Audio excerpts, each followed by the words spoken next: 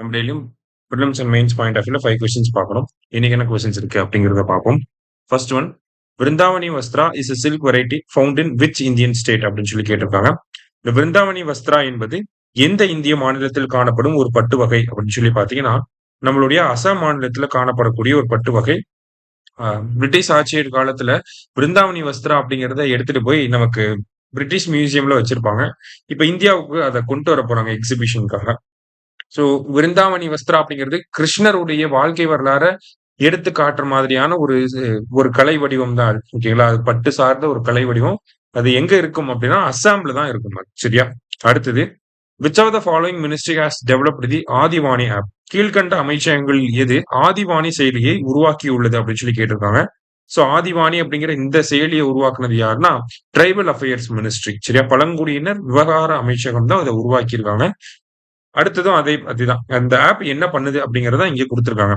ஆதிவாணி app will be launched with capabilities to translate Bhili, Mundari, Gondi, Santali, Kui, Garo in Hindi and English.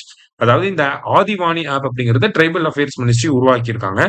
இந்த app வச்சு என்ன பண்ண முடியும்னா, இங்க கொடுத்திருக்க பிலி, முந்தாரி, கோண்டி, சந்தாலி, குய், காரோ அப்படிங்கிற இந்த 6 மொழிகள்ல நம்ம பேசினாலும் இல்ல அந்த 6 மொழிகள்ல நம்ம டெக்ஸ்ட் பண்ணாலோ அது ஹிந்தியாவும் இங்கிலீஷாவும் டிரான்ஸ்லேட் ஆகும். இது வந்து ஏஐ டெக்னாலஜியை பயன்படுத்தி ரன் ஆகக்கூடிய ஒரு அப்ளிகேஷன். சரியா? இந்த ஆப்ப the application is developed as part of the Adi Karma Yogi initiative for capacity building in tribal districts across India அப்படின்னு சொல்லி கொடுத்திருக்காங்க. அதாவது ஆதி கர்ம யோகி அப்படிங்கிற ஒரு இனிஷியேட்டிவ் நம்ம ட்ரைபல் அஃபேர்ஸ் மினிஸ்ட்ரி பண்றாங்க. அந்த இனிஷியேட்டிவ்க்கு கீழே இந்த அப்ளிகேஷனை உருவாக்கி இருக்காங்க அப்படின்னு சொல்லி செகண்ட் ஸ்டேட்மெண்ட் கொடுத்திருக்காங்க. ரெண்டுமே கரெக்ட் தான். போத் கரெக்ட் அப்படிங்கிறது கரெக்ட் ஆன்சர். சரியா? அடுத்தது, the venue of SCO 2025 summit, SCO 2025 உச்சி மாநாடு நடைபெறும் இடம் என்ன அப்படின்னு சொல்லி கேட்டிருக்காங்க. Shanghai cooperation organisation. இதுல கலந்துக்கிறதுக்காக தான் 7 வருஷங்கள் கழிச்சு நம்ம பிரதமர் சைனாக்கு வந்து போயிருக்காரு. சோ சைனால தான் நடக்க போகுது. சைனால எங்க நடக்க போகுது அப்படின்னா இந்த டியான்ஜின் அப்படிங்கிற இந்த சிட்டில நடக்க போகுது. சரியா? லாஸ்டா, international literacy day is observed on அப்படின்னு சொல்லி கேட்டிருக்காங்க.